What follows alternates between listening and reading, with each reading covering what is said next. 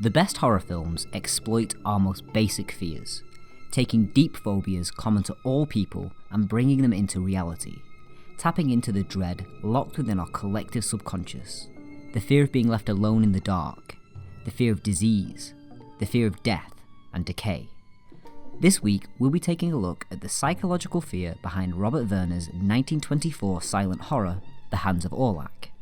Hello and welcome to 100 Years of Cinema. We'll be taking a look at least one film a year from 1915 to track the evolution of film over the last century.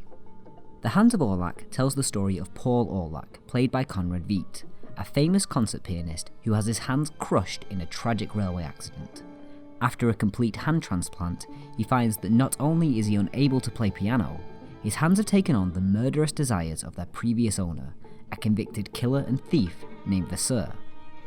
When Paul's father is killed and Vasseur's fingerprints are found at the scene of the murder, Paul begins to suspect that his new hands are behind the killing. The film is directed by Robert Wiene, who also directed the German expressionist film The Cabinet of Dr. Caligari, but rather than using the intense, warped visuals of Caligari, The Hands of Orlac took a more naturalistic approach, using sparse sets and simple location shots.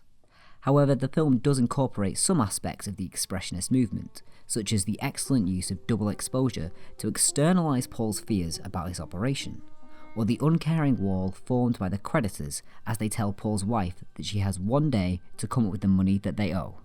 What makes The Hands of Orlac such an engaging and effective film is that the central conflict is internalised within the character of Paul.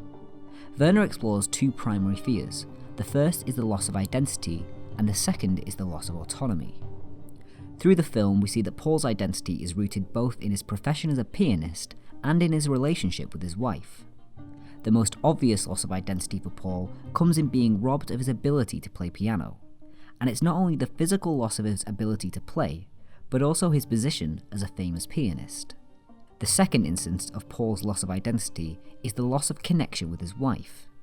In the beginning of the film, it's established that Paul and his wife express affection through touch, and this fundamental connection between man and wife is severed with the hand transplant.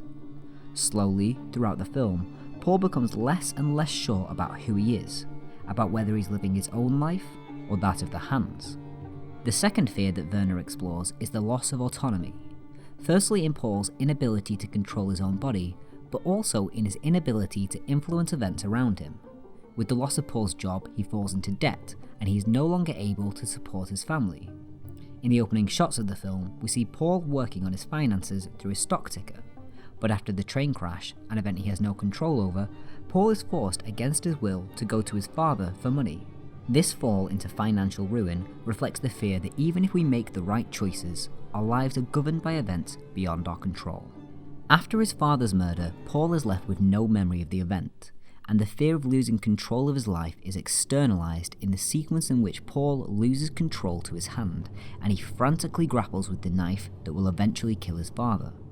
By the end of the film, Paul is left unsure of whether or not he killed his own father, doubting his ability to control an alienating force from within his own body.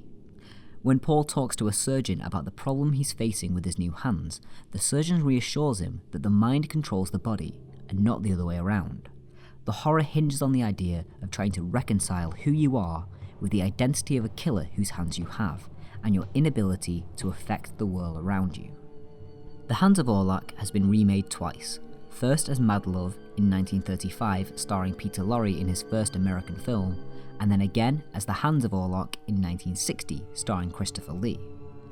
But transplants taking over their host bodies would reappear in films like The Hands of a Stranger in 1962, which reversed the trope by transplanting the hands of a murder victim that wants revenge on the man that killed their former owner. Recently, the trope appeared in an episode of Futurama, in which Fry trades hands with the devil. Although The Hands of Orlac was the first film to introduce the idea of the possessed hand, many films have taken the motif and used it in their own way. The first major evolution of the trope came in 1946 with The Beast with Five Fingers, which is the first film to feature a severed hand moving of its own free will. Something we would see again in The Addams Family, Evil Dead 2, and the 1990s stoner comedy Idle Hands. This trope has been used in films for around 90 years, with so many different variations. alien hands, a rebellion of seven hands. There are even 2 films that revolve around penis transplants. It's likely we're going to see many more severed hands in cinema in the future. Thanks for watching 100 Years of Cinema. Let me know your favourite severed hand movie in the comments below, and be sure to subscribe so we can travel through the next 100 years of cinema together.